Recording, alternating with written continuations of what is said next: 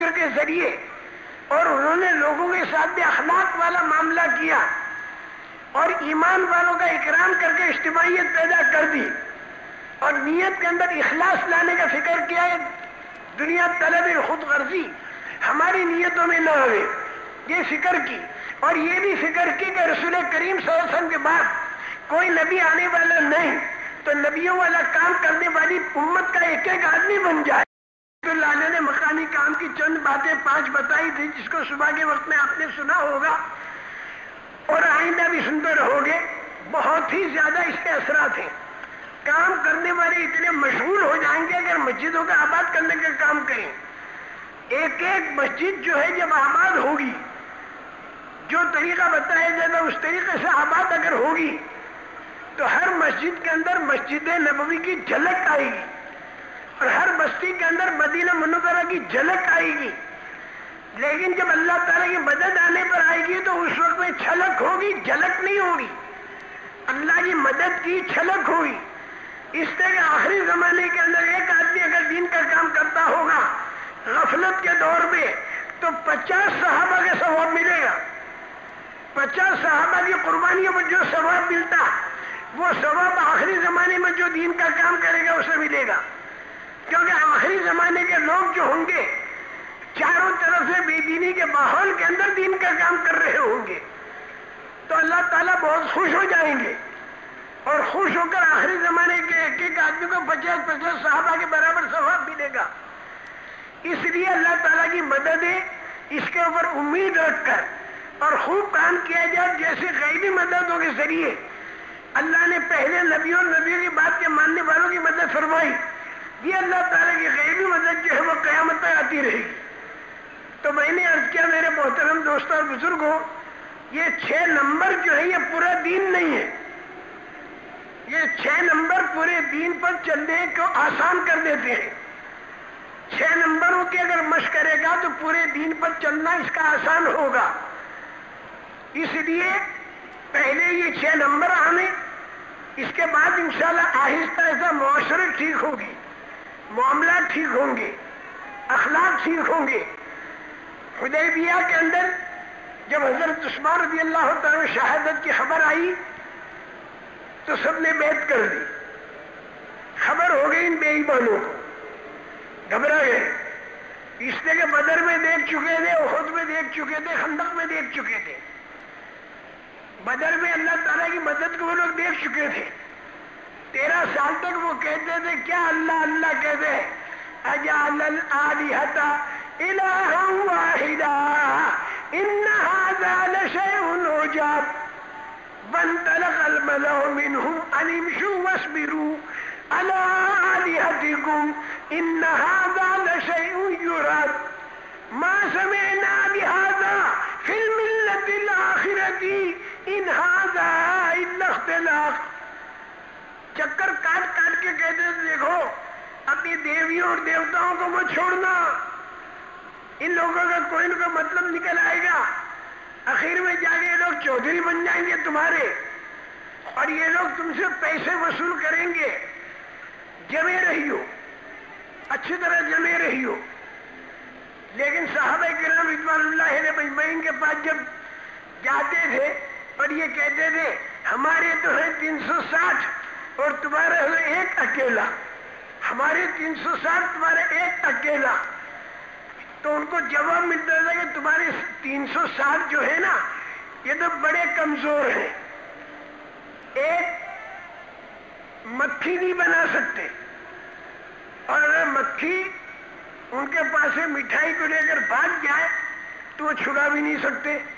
وَإِن يَسْلُبْهُمُ الذُّبَابُ شَيْئًا لَّا يَسْتَنقِذُوهُ مِنْهُ ضَعْفَ الطَّالِبِ وَالْمَطْلُوبِ۔ مکھی کو چھڑا بھی، مکھی بنا بھی نہیں سکتے، اور مکھی مٹھائی لے کر بھاگ جائے تو چھڑا بھی نہیں سکتے۔ مجھے ڈر لگ رہا آپ لوگوں سے، آپ یوں سمجھو گے کہ مولوی صاحب ٹھیک بات ہے، یہ بت جو ہے مکھی نہیں بنا سکتے، اور مکھی اگر مٹھائی لے کر چلی جائے تو چھڑا نہیں سکتے۔ سیدھی سیدھی کہہ دوں، جیسے دیوتا کمزور ہیں اسی طرح یہ انسان بھی کمزور ہے۔ یقین انسان کو اپنے اوپر سے بھی نکالنا ہے۔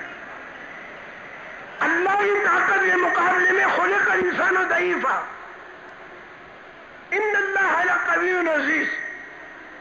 ہر لائن میں اللہ پاک کمال والے ہیں اور انسان ہر لائن کے اندر کمزور ہے.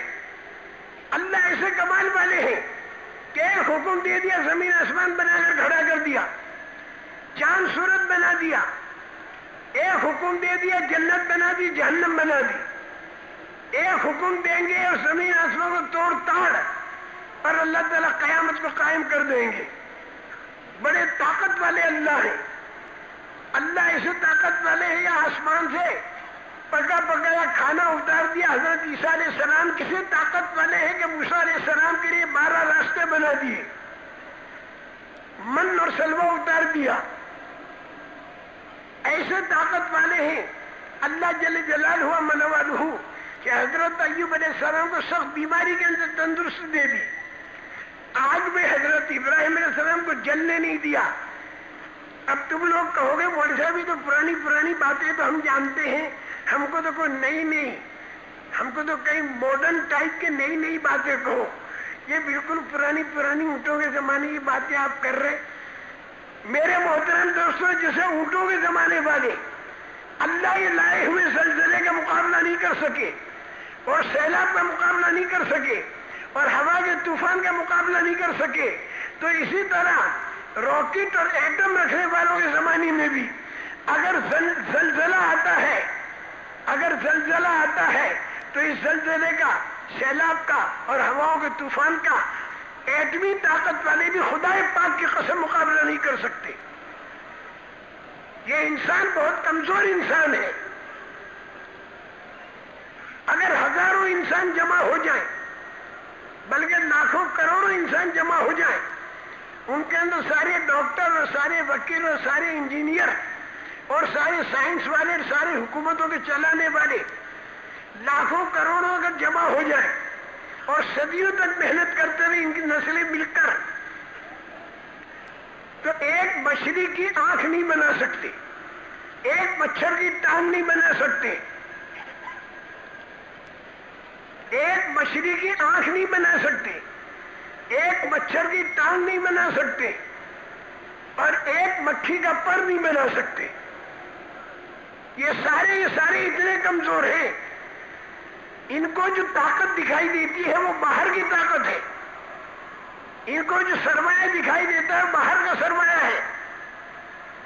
ان کو جو تعداد دکھائی دیتی ہے وہ انسانوں کی طاقت ہے.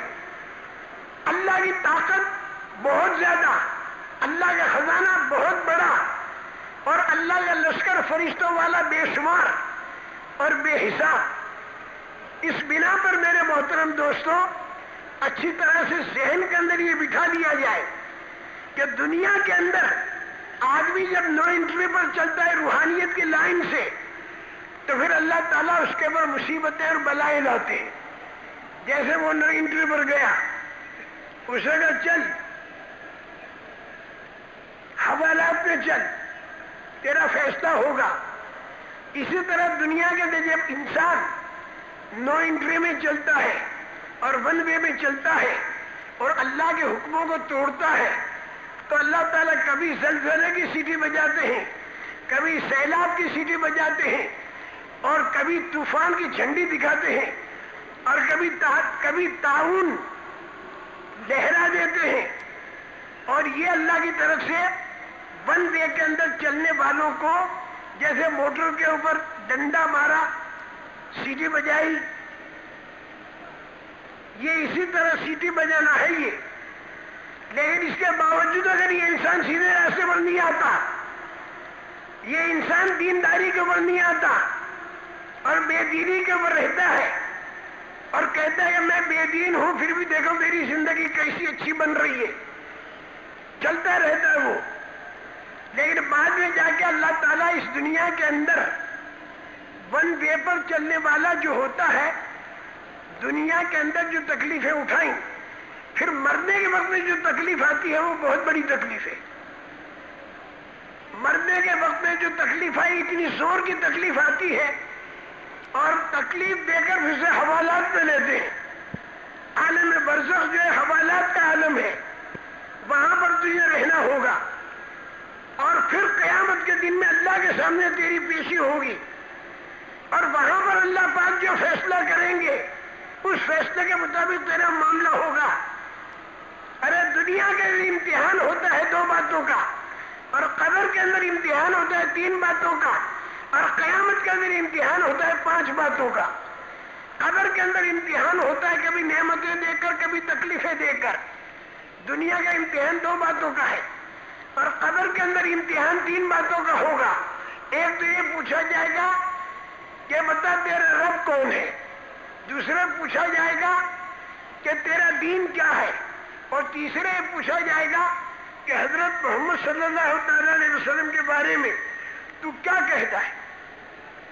یہ 3 باتیں پوچھی جائیں گی، اگر جواب دے دیا تو پاس ہو گیا، اور قیامت کے دن امتحان جو ہوگا وہ 5 باتوں کا ہوگا۔ قیامت کے دن امتحان ہوگا وہ 5 باتوں کا ہوگا۔ ایک تو یہ پوچھا جائے گا عمر کہاں گزاری، دوسرا پوچھا جائے گا جوانی کہاں گزاری، تیسرا یہ پوچھا جائے گا کہ مال کہاں سے کمایا، حلال کا یا حرام کا، اور چوتھی بات یہ پوچھی جائے گی کہ مال کو کہاں پر تو نے خرچ کیا، اور 5ویں بات پوچھی جائے گی جتنا تو جانتا تھا اس کے اوپر عمل کتنا کیا۔ دنیا میں 2 باتیں، قبر میں 3 باتیں، قیامت میں 5 باتیں۔ دنیا کی 2 باتوں میں کامیاب تو قبر کی 3 باتوں میں کامیاب، تو قیامت کے انشاءاللہ 5 باتوں کے اندر کامیاب۔ اس دنیا کے اندر ہمیں محنت کرتی ہے دینداری والی۔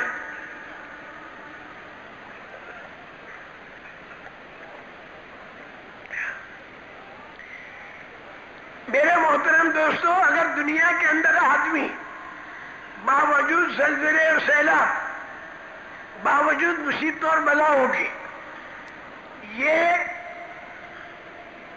صراط مستقیم پر نہیں آیا اور مین لائن پر نہیں آیا اور 1 وے اور نو انٹری کے اندر چلتا رہا، تو پھر جب موت آئے گی تو موت کے وقت میں بڑی زبردست پکڑ ہوگی، جیسے بڑے پولیس والوں نے پکڑ کی اس کی، تو ایسی اس کی موت کے وقت میں بڑی زبردست پکڑ ہوگی۔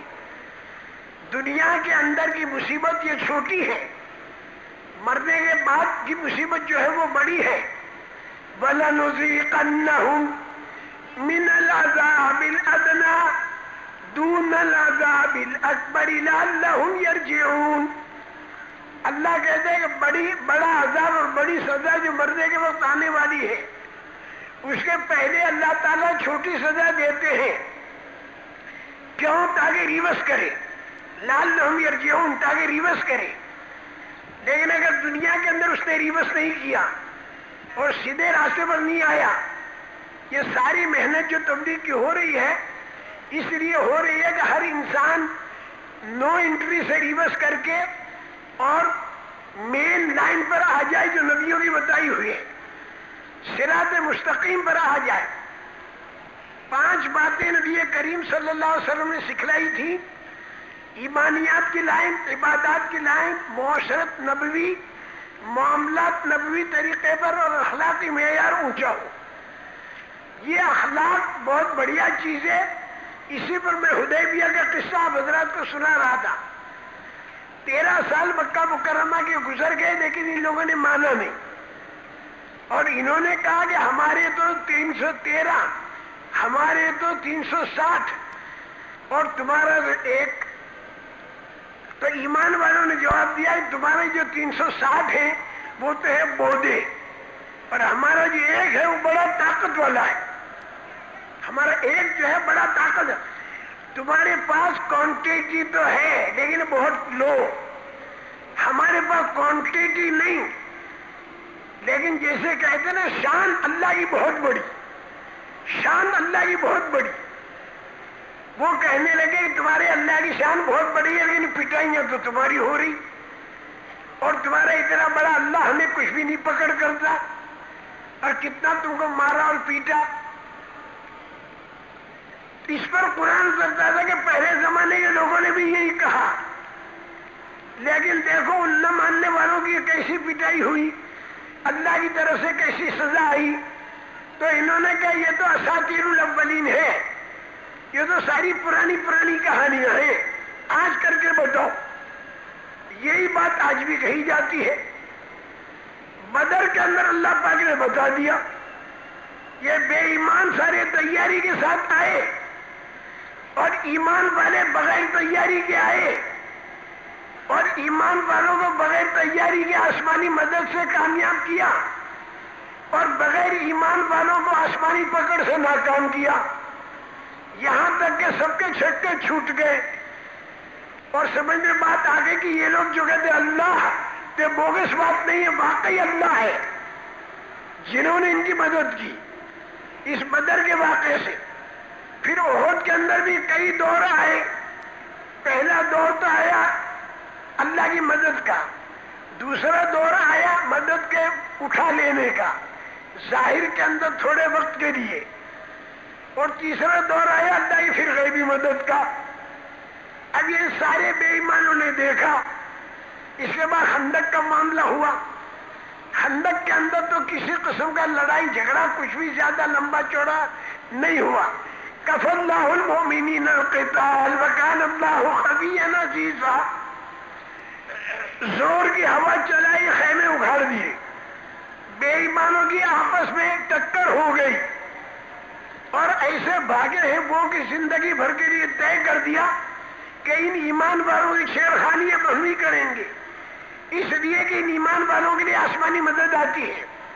وہ آسمانی مدد کا مقابلہ نہیں کر سکتے، اس لیے ان کی چھیڑخانی نہیں کرنی. اس کے بعد پھر حدیبیہ کا قصہ ہوا.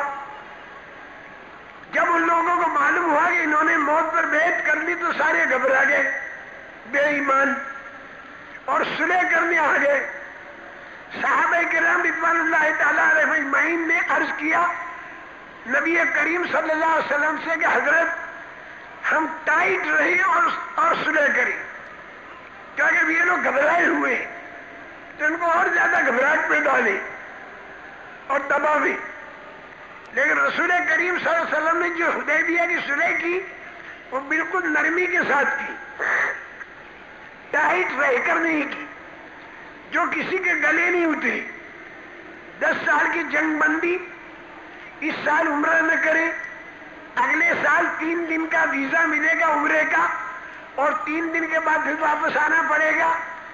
اتنا دب کر ہم کیوں صلح کریں؟ کسی کے گلے نہیں اترتی تھی. لیکن چونکہ رسول کریم صلی اللہ علیہ وسلم نے فرما دیا، انہوں نے مان لیا، کیونکہ دل و دماغ میں بات بیٹھ گئی تھی